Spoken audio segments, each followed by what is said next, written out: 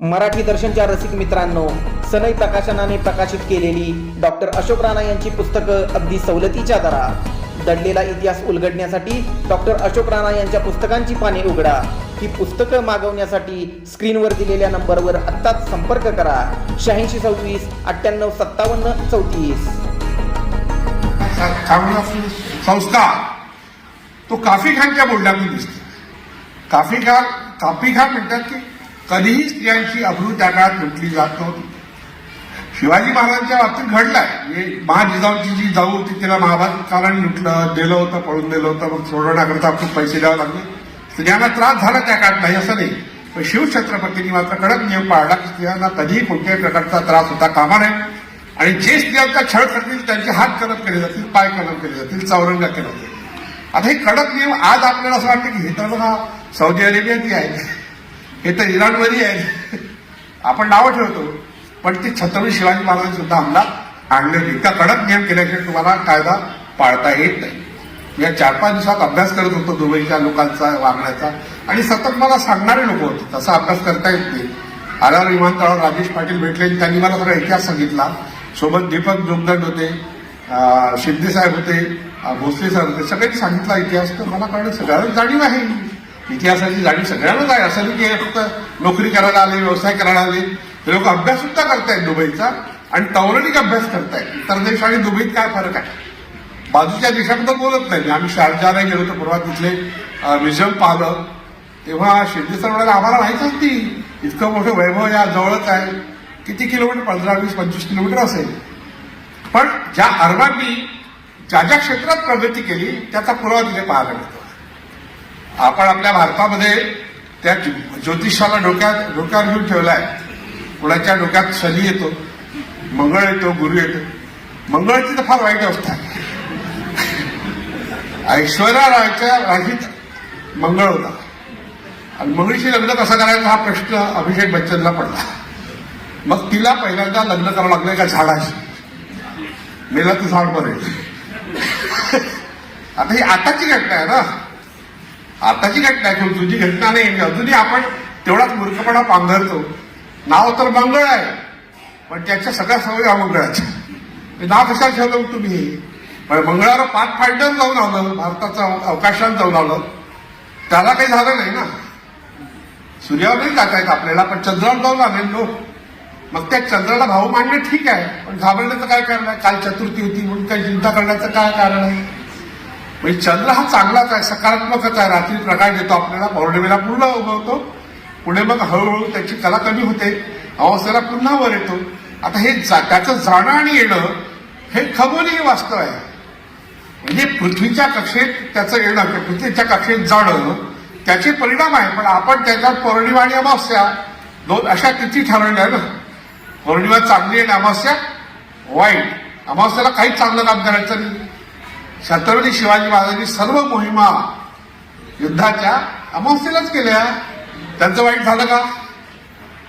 आपण जर छत्रपती शिवाजी महाराजांना मानतो, अमावस्येला मानणं योग्य नाही. जर आपण अमावस्येला मानत असू तर आपण छत्रपती शिवाजी महाराजांचा अपमान करतो असेल तर अर्थ होईल. अमावस्या ही तिथी जिथे थांबते असा तो काळ आहे. हे तर आपल्या पूर्वजांनी सांगितलंय, पण एवढं सांगितलं नाही, त्या तिथीला त्यांनी पवित्र मानलं. अमावस्या नावाची मातृदेवता आहे. तिचं नाव नंतरच्या काळात निवृत्ती म्हणून ठेवलं गेलं. निवृत्ती म्हणजे सत्याचं पालन करणारी, समान न्याय देणारी, समान विभागणी करणारी, जी समानता प्रस्थापित करते, अशी आपली मातृदेवता 5000 वर्षापूर्वी भारतात होऊन गेली. तिला आपण बदनाम केलं अमावस्या म्हणून. जेवढे आपले सण उत्सव आहे ना, आता आरायचा एक स्वतंत्र विषय आहे, ओघावला तालावून सांगितलं सणांची सत्यकथा, हे जे माझं पुस्तक आहे त्यात हे आहे सगळं. अमावस्येवर स्वतंत्र लेख आहे, निवृत्तीवर स्वतंत्र लेख आहेत. याच्यात आपल्या मातृदेवतामध्ये सरांनी छापला आहे चांदगुडे साहेबांनी आदिमायामध्ये. ते मातृदेवता मी जास्त भर का दिला? कारण मला हे माहीत होतं की पूर्ण जगामध्ये पहिल्यांदा स्त्री सत्ताक पद्धती होती. पुरुष हा दुय्यम का होता त्याची कारणं मी काल सांगितली. की शिकार अवस्थेमध्ये हा जो 1.5 लाख वर्षापूर्वीचा काळ आपण अभ्यासाला घेतो दुबईच्या संदर्भात किंवा भारताच्या संदर्भात, तर त्या काळामध्ये शिकार करायला गेलेला जो पुरुष आहे तो बाहेर असे, मग घर सांभाळणे, गुहा असेल, झोपडी असेल, काय काय असेल ते, किंवा मुलाबाळांचा सांभाळ करणे, हे करता करता जी फळं आणली ती खाल्ली आणि फेकून दिली, त्या फळांमधून रोप उगवलं हे स्त्रियांना पहिल्यांदा कळलं. आणि मग त्या बिया जपल्या पाहिजेत, त्याची रोवणी केली पाहिजे. शेतीची पहिली उभारणी, शेतीचा शोध हा स्त्रियांनी लावला. त्यामुळे जी संपत्ती होती, धान्य होतं, मुलांनाही संपत्ती मानलं जात होतं. आता आपण मानतोच मुलांना संपत्ती, पण त्या काळात मुलांना फार महत्व होतं. आता मुलगा गेला की मग तो विसरून जातो, आपण विसरून जातो, पण तसं नव्हतं. तेव्हा मुलांना सांभाळणं फार महत्वाचं मानलं जात असे. तर ती सांभाळणारी जी स्त्री आहे ती मालकीण होती. स्वाभाविकपणे ती मालकीण झाली, धनाची संपत्तीची मालकीण झाली. मुलांना सांभाळण्याची जबाबदारी तिच्यावर आली आणि वेळ प्रसंगी ती युद्ध सुद्धा करू शकत असे, करीत असे, करू शकत असे म्हणून करीत असे. म्हणून तुम्हाला हा जो परिसर आहे, या परिसरातल्या बऱ्याचशा देवता ज्या आहेत त्या युद्ध देवता सापडतात. त्यांचा जो इतिहास आहे तो युद्ध देवतांचा आहे. आपली दुर्गा ही मातृदेवता आहे, युद्ध देवता. ती माता आहे, तशी युद्धही करू शकते. तिच्या हाती आपण तलवार वगैरे देऊन ठेवली आणि तिने जास्त लोकांशी लढावून त्या 8 हात देऊन ठेवले आणि तिच्या मदतीला सिंहही देऊन टाकला. म्हणजे काही झालं तर तोही सांभाळेल आणि त्या एकट्या बेचारा महिषासुराला तो सिंह खातो, ती भाला मारते, त्याला जगणं अशक्यच होऊन जातं. पण दुर्गेच्या पहिल्या सुरुवातीच्या ज्या मूर्त्या आहेत त्यात त्यांनी महिषासुराला मारलं नाही, मर्दन केलं, चांगला ठोसा लगावला. जोडो कराटे करणाऱ्या मुलीच्या लगावतात, पण जीवानी मारलं नाही. मग तिचं नाव काय? महिषासूर मर्दिनी. मर्दिनी म्हणजे तुंबणे, भिषून भिषून करणे, जीवानी मारणे नाही. आपण मात्र फार त्याला मारून टाकलं बिचारायला. तर आपल्यापैकीच होता.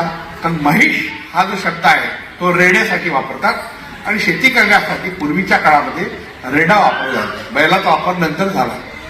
तो आपला कुलचिन्ह होता.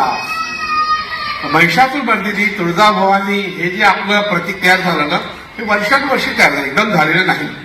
म्हणून आपण ह्या मातृदेवतेचा अभ्यास जेव्हा करतो तेव्हा कळतं की त्या प्रदेशामध्ये कोणत्या प्रकारच्या स्त्रिया किती प्रमाणात कोणत्या क्षेत्रात सक्रिय होत्या. पण म्युझियम आपण पाहिलं पाहिजे. काल आम्ही म्युझियम पाहिले तर इथल्या लोकांनी नक्षत्राचा शोध लावला, अरबी लोकांनी नक्षत्राचा शोध लावला. राशी ज्या आहे ह्या राशी ग्रीकांनी तयार केल्या. भारतीय लोकांनी त्या आकाशातून पाठवून आपल्याकडे लक्ष ठेवायला सांगितलं. तुम्ही पाहावा हा याच्यात राशीला कोणता शनी आहे, मग 7.5 वर्ष तुमचं काही खरं नाही. भीती दाखवली. मंगळाची भीती तुम्हाला सांगितली तुम्हाला. पण गंमत म्हणजे ज्या पृथ्वीवर आपण राहतो त्या पृथ्वीचा उल्लेख त्या ग्रहाच्या यादीत कुठेच नाही. पृथ्वी हा ग्रह आहे, त्या पृथ्वीचा उल्लेखच नाही कुठे. चंद्र हा ग्रह नाहीये, त्याला टाकून दिला आपण. त्याच्या नावाने सोमवार तयार केला. रवी हा सुद्धा ग्रह नाहीये. सूर्य हा तारा, शनी ग्रह आहे, बुध आहे, गुरु आहे, मंगळ आहे. किती आहे की शुक्र आहे. शुक्राची चांदणी, शुक्र तारा म्हणतो आपण, तो ग्रह आहे. 5च ग्रह आहे. 9 ग्रहाची भीती आहे काल्पनिक. राहू देतो आणखी ऍडिशनल टाकून दिले आपण, टाकून द्या. किती बदमाशा करता आपण, किती काळ करत राहणार आणि का करत राहणार. ते लोक फसवण्या करता ना सगळे. पण या अडवाणी तसं नाही केलं ना. यांनी फक्त आकाशात जे नक्षत्र असतात तेव्हा नदीला पाणी केव्हा येतं, नील नदीला पूर केव्हा येतो, किंवा आणखी इतर नद्यांना पाणी केव्हा येतं, पूर केव्हा येतात, आपण शेती कशी करायची, आपल्या पिकाचं रक्षण कसं करायचं, ह्या ऍग्रिकल्चरच्या अभ्यासासाठी त्यांनी खगोलाचा अभ्यास केला, ऍस्ट्रॉलॉजीचा अभ्यास केला. म्हणजे ह्याच्या अभ्यासाचा हेतू वैज्ञानिक दृष्टिकोन होता, लोकांना घाबरणे नव्हता. पुढल्या काळात चालू झालं ते. आपण जे म्युझियममध्ये गेलात तुम्हाला दिसेल की मग भविष्य कथन हा जो प्रकार आहे, ओरॅकल ज्याला म्हणतो, हा सगळ्या देशातल्या सगळ्या संस्कृतीमध्ये आहे. आपल्याला आवडतं ना, ज्योतिषी दिसला की पटकन हात समोर करतात. बहिणाबाई चौधरी म्हणते नकोरी ज्योतिषा, हे काय हात पाहतोय. बहिणाबाई शिकली नव्हती, पण तिला हे कळत होतं की ज्योतिष नावाची काही कला या विद्या नाही आहे. हातामध्ये काही असं लिहिलं नसते, कपडावर सुद्धा लिहिलं नसते, पायावर तर मुळीच नसते. ज्योतिषाचे 3-4 प्रकार आहेत. त्यात एक प्रकार आहे कपाळावरून तुमचं ज्योतिष पाहणार आहे. हातावरून पाहणार तुम्हाला माहितीच आहे, पायावरून पाहणार सुद्धा माहिती. त्या लोक पोटावरून पाहते, काही सांगता येत नाही. हसवायचं कसं, त्यांच्याकडे अनेक पद्धती आहेत. ह्या सगळ्या गोष्टींना तिलांजली दिली छत्रपती शिवाजी महाराज. शिवाजी महाराज क्रांतिकारक का ठरतात, युगप्रवर्तक का ठरतात, आणि त्यांनी हा पुढच्या समजुती आहे त्याच्या विरोधात कृती केली. बोलत नसलेली, भाषण दिलं नाही, पुस्तक नाही लिहिलं. अमावस्येला महिमा काढल्या त्यांनी. अमावस्येला घराच्या बाहेर पडत नाही, ग्रहणाच्या वेळ बाहेर पडत नाही. मुलं घाबरतात, मोठी माणसं घाबरतात. आता ग्रहण ही खगोलीय घटना आहे आणि त्या काळात वैज्ञानिक लोक अभ्यास करतात. सूर्याची कशी स्थिती आहे, चंद्राची कशी स्थिती आहे, पृथ्वीवर काय परिणाम होतात. तो अभ्यासाचा काळ आहे जेव्हा आपण घरात बसतो आणि मग मंत्र जपणे वगैरे, ते तुळशीचं पाठ टाकणे, काय काय काय काय नको नको ते करतो. ही भीती आहे, ही गुलामी आहे. आणि जो समाज भयग्रस्त असतो तो समाज कधी प्रगती करू शकत नाही.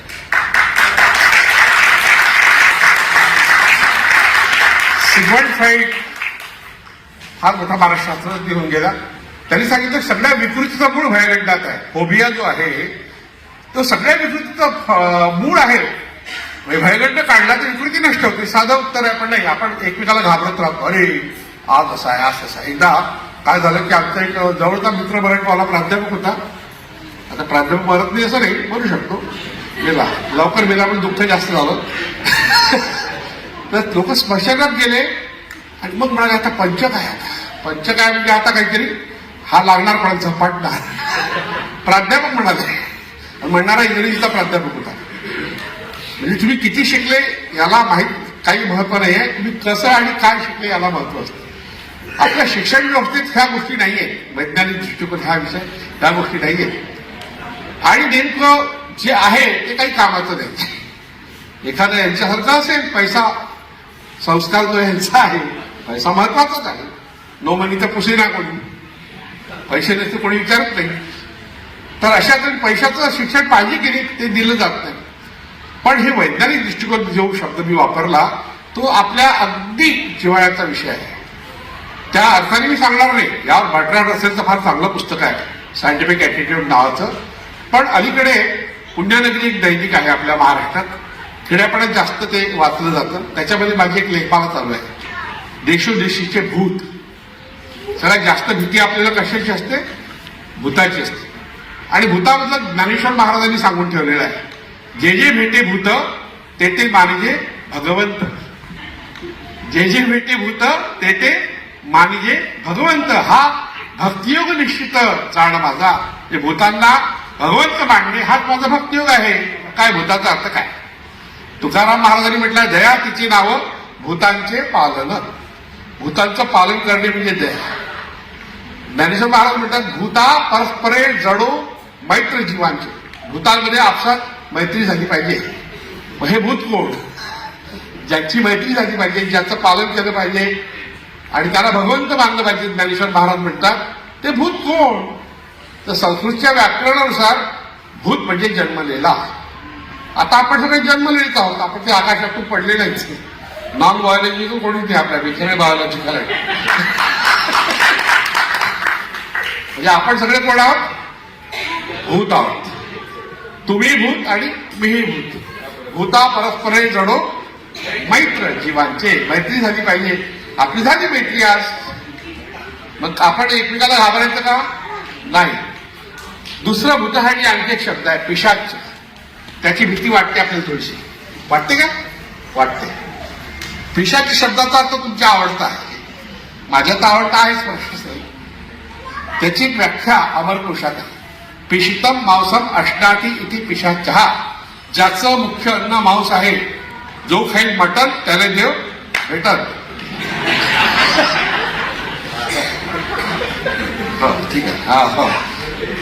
आता बहुतेक लोक कुठे जा घराच्या बाहेर ते मांसाहारी असतात. कोकणातले लोक तर मासे खातात, त्यांना पर्यायच नाही. पर्यायी चांगला पर्याय आहे, पर्यायी असं नाही म्हणतात. मटण खाणारे कष्टकरी लोक आहेत, खेकडा खाणारे जास्त कष्ट करणार आहेत. खूप मेहनत लागते त्याला, पण खातो ना आपण. म्हणजे आपण कोण आहोत? पिशाच. तुम्ही पिशाच आणि मीही पिशाच. भीती कोणाची बाळगायची? 2000 मध्ये 25 वर्षापूर्वी एक शोध निबंध मी लिहिला होता, त्याचा उल्लेख करतो. वेळ कमी असल्यामुळे थोडक्यात पुढे पुढे जातो. शिवचरित्र तर मला सांगायचं आहेच, नाही असं नाही, पण तेवढा वेळ आपल्याकडे नाहीये. पण भूतपिशाचे मला सांगायची इच्छा खूप असते, कारण मी 25 वर्षापूर्वी एक शोध निबंध लिहिला होता भूतपिशाच्यावर. आणि त्याचं शीर्षक सांगतो, तुम्हाला गंमत वाटेल.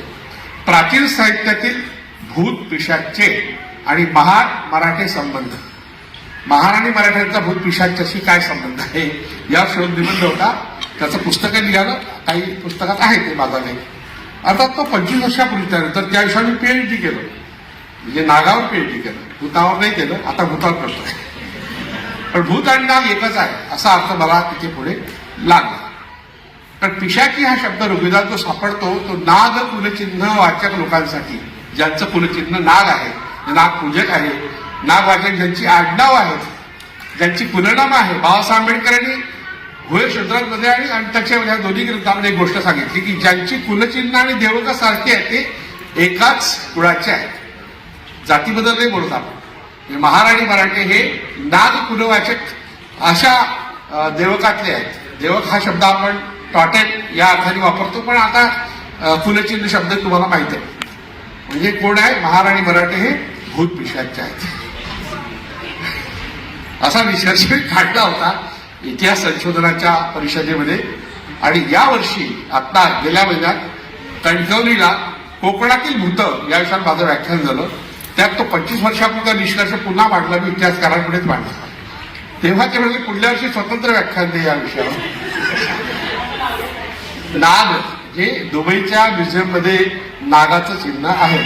तुमचं नातं जास्त नागाशी आहे. नाग हे भूमिपुत्र आहे. थोडक्यात सांगतो, नाग हे भूमिपुत्र आहे. शेती करणारा वर्ग, जमिनीवर राहणारा वर्ग आणि जमिनीचा मालक असणारा वर्ग, त्यांच्यासाठी नाग हे कुलचिन्ह वापरलाय. आणि सगळ्या जगातल्या सगळ्या संस्कृतीमध्ये ते आहे. असं नाही की भारतात आणि दुबईतच आहे. नागावर माझं पीएचडी असल्यामुळे मला ते जास्त माहिती आहे इतरांपेक्षा, आणि त्यावर मी लिखाणी केलेलं आहे.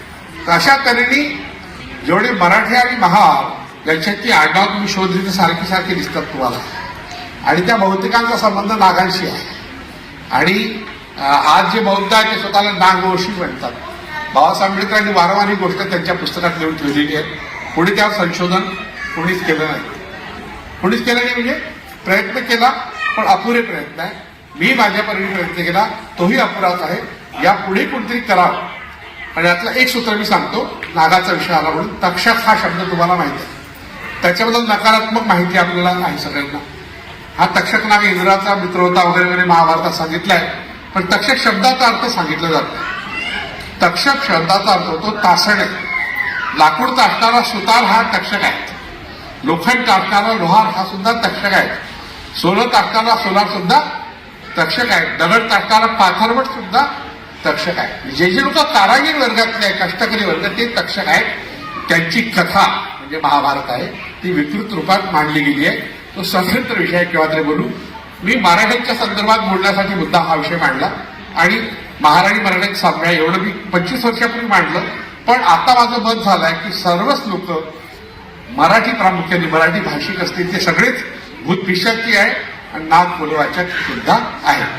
तेव्हा भूत पिशाच्याची भीती आपण एकमेकाची कशाला बाळगायची, ही भीती काढणे हा माझा मुख्य हेतू होता. हे सगळं सांगण्यामागे छत्रपती शिवाजी महाराजांनी भयमुक्त समाज निर्माण करण्याकरता आटोकाट प्रयत्न केला. त्यात त्यांना खूप यश आलं. नंतरच्या पिढ्यांनी त्या दृष्टीने प्रयत्न केला. ताराराणी हे महत्वाचं नाव आहे. 25 वर्ष त्या मुघलांशी लढत राहिल्या. महाराणी येसूबाई आहे. संभाजीराजांचा अंत दुर्दैवी झाला, पण त्यांनी जी लढत दिली, 9 वर्षात जे स्वराज्य उभारलं, ते फार भूषणाव आहे. मी अनायासे गेल्या 30-35 वर्षामध्ये हे सगळ्या इतिहासातल्या महत्वाच्या व्यक्तीवर लिखाण केलं. मी चळवळीत असल्यामुळे सतत चळवळीतल्या लोकांना कळावं की शिवाजी महाराज कसे होते, संभाजी महाराज कसे होते, शाहू छत्रपती कसे होते, हे सगळं सांगण्यासाठी लिखाण केलं. माझी ओळख इतिहासकार झाली आहे. पण आता मी थोडंसं फारकत घेतली या सगळ्या लिखाणातून. माझी मिथकांकडे मी लक्ष दिलं. जी मिथकं आपल्या बोकांडी बसलेली आहे, दैवत कथा आहेत, सणाशी संबंधित आहेत, आपल्या अनेक वाटचालीत त्या आपल्या सोबत असतात, कधी विरोधात जातात, त्याचं संशोधन हे माझं सध्या सुरू आहे. पुढे केव्हा तरी आपली भेट झाली व्हावं अशी अपेक्षा आहे. ती कठीण महागडी आहे, पण झाली भेट चुकून मागून तर पुन्हा आपण त्यावर चर्चा करू. मला बोलवलं विक्रम भोसले आणि त्यांचे जे सहकारी आहे. आज खूप चांगलं प्रेझेंटेशन तुम्ही केलं. सर्वांचंच कौतुक करण्यासारखं, ज्या मुलांनी पोवाडा गायला आणि तुम्ही दोघांनी मिळून जे शिवघोषणा दिली ती तर प्रेरणादायीच होती. आणि मुलींनी जे सादरीकरण केलं त्याला तर तोडच नाही. आणि पुरुषांनी सुद्धा यापुढे करावं. जय हिंद.